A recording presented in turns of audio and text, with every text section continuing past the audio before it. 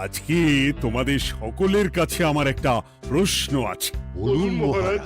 আচ্ছা, ধরো তোমরা যদি এ রাজ্যের লোক না হতে, অন্য কোনো রাজ্যের হতে, তাহলে তোমাদের কাছে কৃষ্ণনগর কেমন মনে হতো?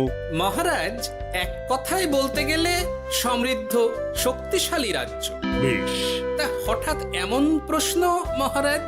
আসলে বেশ কিছুদিন ধরেই আমি একটা কথা ভাবছিলাম। ঈশ্বরের দয়ায় আমাদের সবই আছে, তবু রাজ্যকে আরো শক্তিশালী ও অন্যান্য রাজ্যের সাথে সুসম্পর্ক বজায় রাখা একটা রাজধর্মে পড়ে। ঠিক বলেছে। ঠিক বলেছেন। বলি, তুমি কি এসব কথা কখনো ভাবো মন্ত্রী?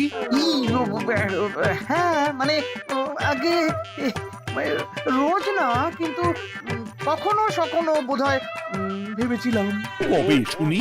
ইয়ে ওই তো কিছুদিন আগে, ওই সেদিন। এটা ঠিক কোন সেদিনের কথা বলছেন মন্ত্রী মশাই? যেদিন আকাশে ওই দুটো সূর্য উঠেছিল?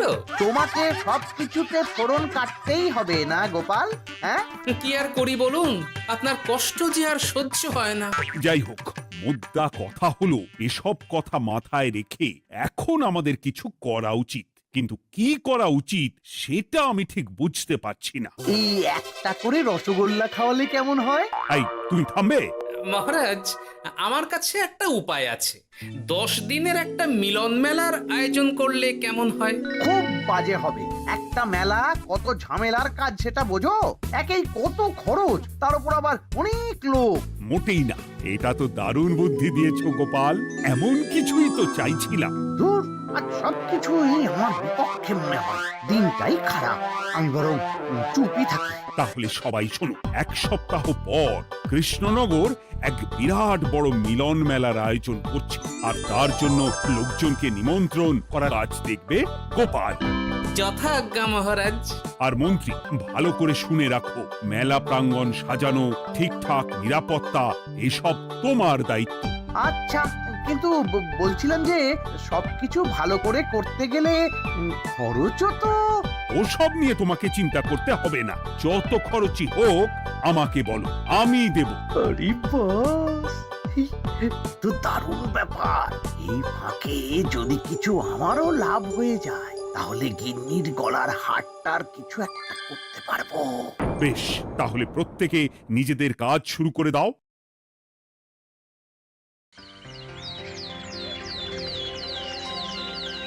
শোনো শোনো শোনো, 1 সপ্তাহ পর কৃষ্ণনগর মেলা প্রাঙ্গণে অনুষ্ঠিত হতে চলেছে 10 দিন ব্যাপী মিলন মেলা। সকল গ্রামবাসীকে এই মেলায় আসার জন্য আমন্ত্রণ জানানো হচ্ছে। শোনো শোনো শোনো।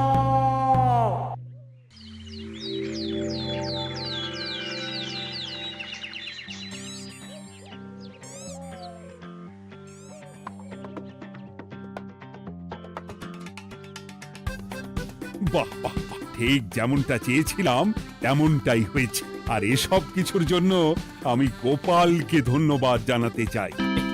কি যে বলেন মহারাজ, এই কৃষ্ণনগর তো আমার নিজেরই পরিবার। সেসব আমরা খুব ভালো করেই জানি গোপাল। আদিক্ষেতা একেবারে উতলে পড়ছে। এসব দেখে গা জ্বলে যায়। তোমার এই এত ভালো বুদ্ধি দেওয়ার জন্য আমি তোমাকে 50টি স্বর্ণমোহর উপহার দিতে চাই। এটা কি হলো? এরকম হলে কিন্তু আমি খেলবো না। কেন মন্ত্রী, তোমার আবার কি হলো?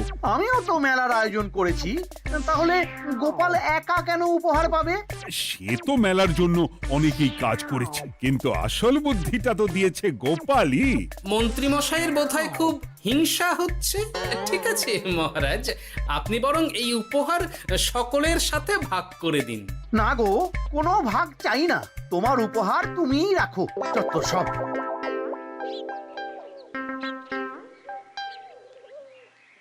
আমার কি এত খারাপ দিন এসেছে নাকি যে আমাকে গোপালের থেকে পুরস্কার নিতে হবে? অনেক হয়েছে। না না না, এবার আমাকেই কিছু ভাবতে হবে মনে হচ্ছে।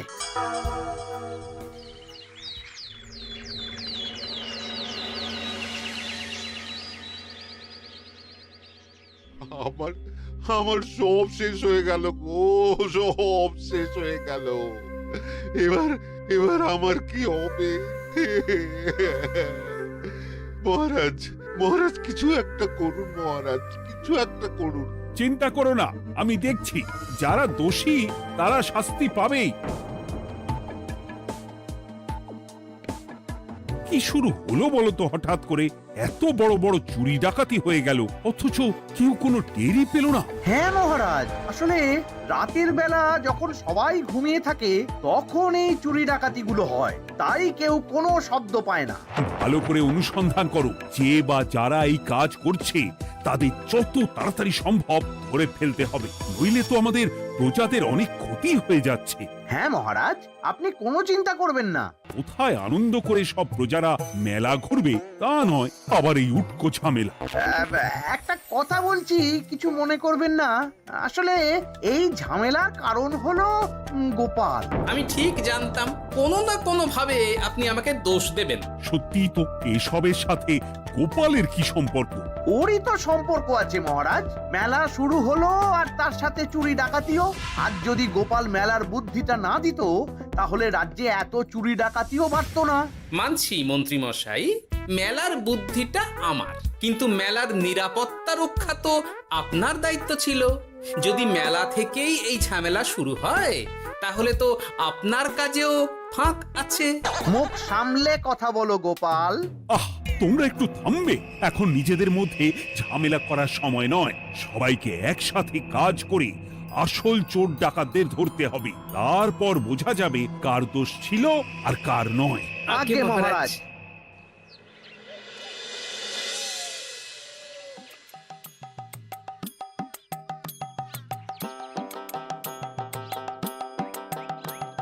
এই তো তুমি এসে গেছো। তাড়াতাড়ি মুখ হাত ধুয়ে বসো, তোমার জন্য একটা জিনিস এনেছি। বলো কি জিনিস? আরে আরে একটু অপেক্ষা করোই না, আমি আনছি। হ্যাঁ বেশ, আনো তাহলে। এই নাও, খাও। মিষ্টি দই। হ্যাঁ গো, খেয়ে দেখো তো কেমন। হ্যাঁ? দারুণ সুন্দর স্বাদ তো গিন্নি। কোথা থেকে এনেছো? ভালো, মেলা থেকে এনেছি। ও জানো, বিনা পয়সায় গো। বিনা পয়সায়? তা কে দিল শুনি? আরে সুজন দইওয়ালা, বড় ভালো ছেলে। শুধু আজ নয়, ও রোজই মানুষকে ভালোবেসে না বিনা পয়সায় দই খাওয়ায়। হ্যাঁ বাবা, বেশ অবাক করা কাণ্ড। আসলে সুজনের দেশের বাড়িতে অনেক জমি জমা, গরু মোষ আছে। ও তাই বলে ওর টাকা পয়সার নাকি কোনো দরকার নেই, তাই ও বিনা পয়সায় খাওয়ায়। হ্যাঁ বুঝলাম। বাবা, খুব ঘুম পাচ্ছে এখন। ও গিন্নি, শোনো না, আমি বরং একটা ঘুম দিই এখন, বুঝলে? তুমি বরং বিকেলে আমায় একটু ডেকে দিও, ওর কাজ আছে। আচ্ছা বেশ। তোমাদের জন্য সেটাই ভালো, কারণ এমনিতেই মহারাজ চোর ডাকাত ধরার জন্য প্রহরীর ব্যবস্থা করছে পুরো রাজ্যে। না না না, সে নিয়ে আপনি চিন্তা করবেন না।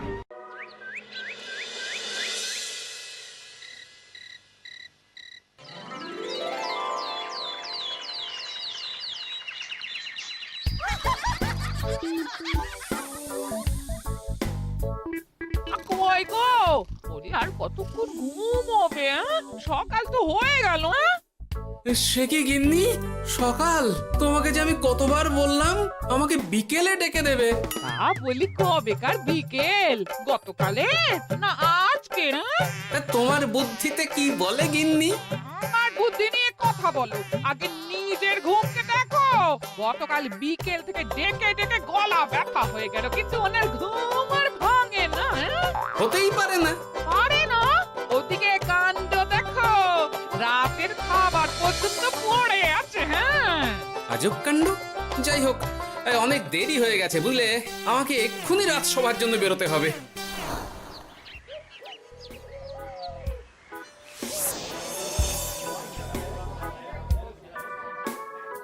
বাবা, এত ভিড় কি আছে এখানে? একটু কাছে গিয়ে দেখি তো। সত্যি সত্যি ভাই সুজন, তোমার হাতে জাদু আছে। এত সুন্দর মিষ্টি দই, এ স্বাদ ভোলার নয় ভাই। আচ্ছা, তাহলে এই হলো সুজন দইওয়ালা। ভালো মিষ্টি দই আছে, নেবে নাকি গো? পয়সা লাগবে না। জানি তো, সত্যি দারুণ স্বাদ এই দইয়ের। আমি খেয়েছি তো। তবে আজ নেব না গো, কাল এসে নিয়ে যাব। আচ্ছা আচ্ছা আচ্ছা।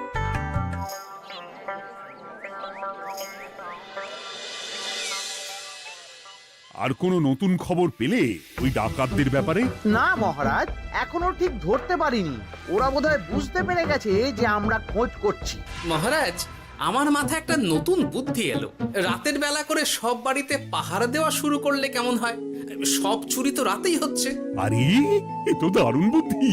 কিন্তু মহারাজ, আমাদের রাজ্যের প্রহরীরা রাতের বেলা কি করে পাহারা দেবে? কেন কেন, কি সমস্যা? অনেক সমস্যা আছে। তাদের শরীর খারাপ হতে পারে, তার চেয়েও বড়, রাত জেগে থাকলে দিনে তারা সকলে ঘুমোবে, তখন পুরোটাই বেকার হবে। কিচ্ছু বেকার হবে না মন্ত্রী মশাই। আমাদের প্রচুর সেনা আছে, তাদের সকলকে দায়িত্ব ভাগ করে দিলেই হয়ে যাবে। তুমি বেশি বোঝো। গোপাল তো কিছু ভুল বলেনি মন্ত্রী। আমরা পাহারা বাড়াবো। আমি আজই সব সেনাদের সাথে কথা বলছি। সেনাপতি, তুমিও এ ব্যাপারটা একটু দেখো। যথাজ্ঞা মহারাজ।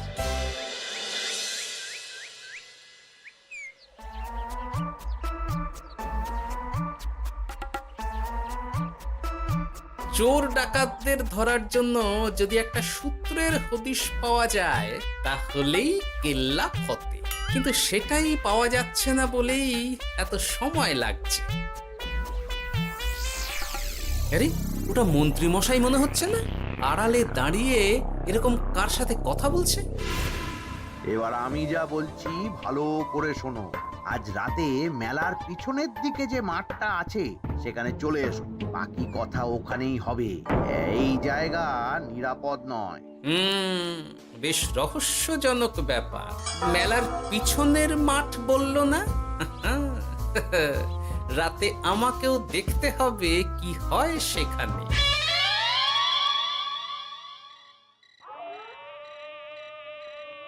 উফ, কি মশা রে বাবা! কখন থেকে দাঁড়িয়ে আছি, মন্ত্রী মশাইয়ের পাত্তা নেই কেন? ও, ওই তো চলে এসেছে। এই যে আমার সোনার হাটটা কই? হ্যাঁ, পই পই করে বলেছিলাম আমার ওটা চাই। আগে কি আর বলি বলুন তো, ওই হারটা আমাদের দলের প্রধানের খুব পছন্দ হয়ে গেছে, তাই কোনোভাবেই ওটা দিতে পারলাম না। কি এত বড় সাহস!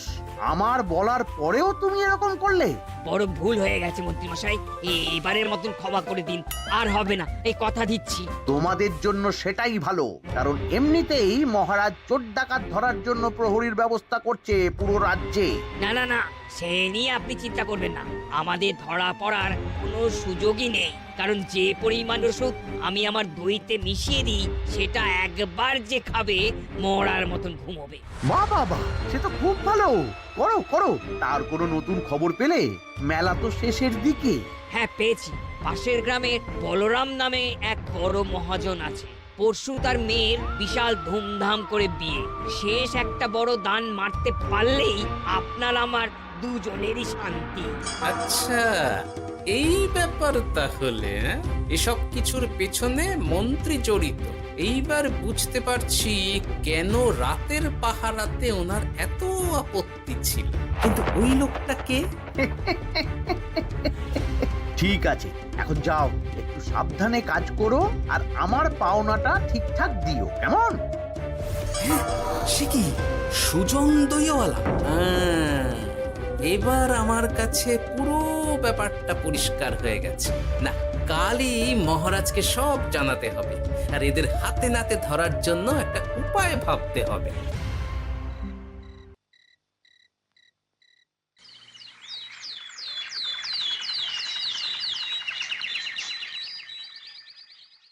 আরে এসো এসো, তোমার জন্যই তো অপেক্ষা করছিলাম। কি এমন জরুরি কথা আছে যে একান্তে দেখা করতে চাইলে? কোন মুখে বলি মহারাজ, সর্ষের মধ্যেই যখন ভূত তখন আর কি। মানে একটু খুলে বলো তো কি হয়েছে? আমাদের রাজ্যের এই এত বড় বড় চুরি ডাকাতির পিছনে কারা আছে সেটা আমি জানতে পেরে গেছি মহারাজ। হ্যাঁ, এ তো দারুণ খবর। তাহলে আমরা এখানে কি করছি? এখনই তাদেরকে গিয়ে বন্দি করি? না মহারাজ, আমাদের হাতে কোনো প্রমাণ নেই, তাই ওইভাবে বন্দি করতে পারবেন না। কেন বলো তো, কারা আছে পেছনে?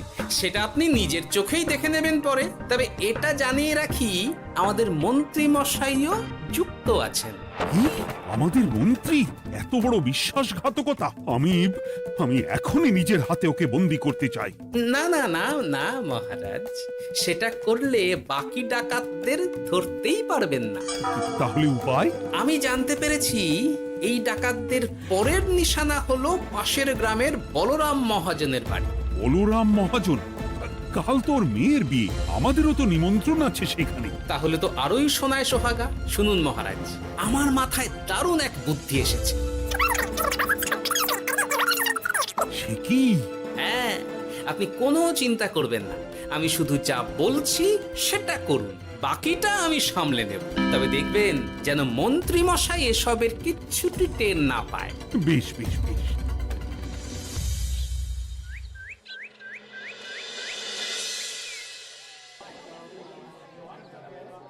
আর তো কিছুক্ষণ, এরপরেই তো সন্ধে নামবে। তোমার সবকিছু তৈরি তো? হ্যাঁ মহারাজ। আরে মহারাজ আর গোপাল কানে কানে এত কি কথা বলছে, আমাকেও জানতে হবে সেটা। ওই যে আসছে মরকটটা, আমার আর ওকে এক মুহূর্ত সহ্য হচ্ছে না। মনে হচ্ছে গুদুম গুদুম করে ওর মাথায় গাঁটটা মারি। শান্ত হন মহারাজ, দয়া করে শান্ত হন আর একটুখানি, তারপর আপনি মন্ত্রী মশাইয়ের সাথে যা ইচ্ছে করবেন। ওর আমি বরং অন্যদিকে যাই, মুখ দেখলেই আমার মাথাটা গরম হয়ে যাচ্ছে। সেই ভালো।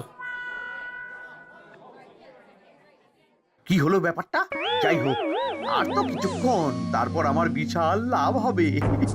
বরং ততক্ষণ আমি পেট পুজো করি।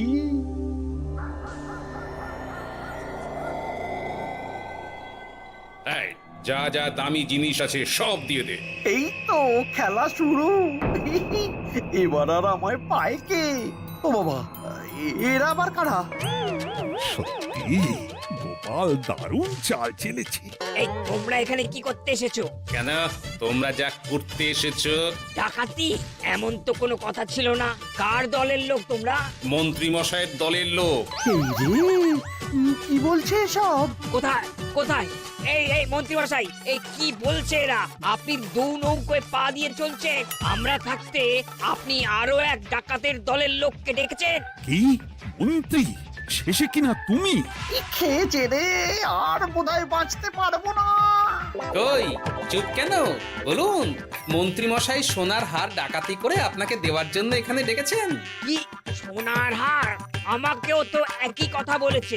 আপনি আমাদের থেকে খবর নিয়ে অন্য দলকে কাজ দিয়েছেন। না না, মিথ্যে কথা। কিসের মিথ্যে? আপনি ছাড়া তো আর কেউ জানতো না এখানের কথা। না গো, আমি শুধু তোমাদেরকেই কাজ দিয়েছি একদম শুরু থেকে। আর কোনো ডাকাতের দলকে আমি চিনি না, আমি তো নিজেই প্রথম শুনছি। মন্ত্রী, লজ্জা করে না তোমার? তুমি আমার প্রজাদের এইভাবে ঠকাচ্ছিলে। ইয়ে মানে মহারাজ, আমি আসলে অনেক হয়েছে মন্ত্রী মশাই, আপনি ধরা পড়ে গেছেন। প্রহরী, বন্দি করো সবাইকে, আর মন্ত্রীকেও। আমাকে ক্ষমা করে দিন মহারাজ, আমি ইচ্ছা করে এটা করিনি। আসলে আমার গিন্নি কদিন ধরেই মহারানীর সীতাহারের মতো দেখতে হার বায়না করেছে। তার জন্য তুমি নিজেদের লোকেদের থেকেই চুরি করবে? আর কি করব বলুন, এক সপ্তাহের মধ্যে হার না দিলে বাড়ি ছেড়ে চলে যাবে বলেছে। তাই আমি এখন আপনি যেটা করেছেন সেটা যদি আপনার গিন্নি জানতে পারে, তাহলেও বাড়ি ছেড়ে চলে যাবে। শাস্তি তো তোমাকে পেতেই হবে মন্ত্রী। আয়, কে আছো? শোনো, মন্ত্রীকে মুখে কালি মাখিয়ে গাধার পিঠে বসিয়ে সারা রাজ্য ঘোরাও। এটাই ওর যোগ্য শাস্তি। আর গোপাল, তোমার বুদ্ধির প্রশংসা করতেই হয়। তোমার পুরস্কার আমি কাল রাজসভায় দেব। দূর দূর, জীবনে বিয়ে করাই ভুল হয়ে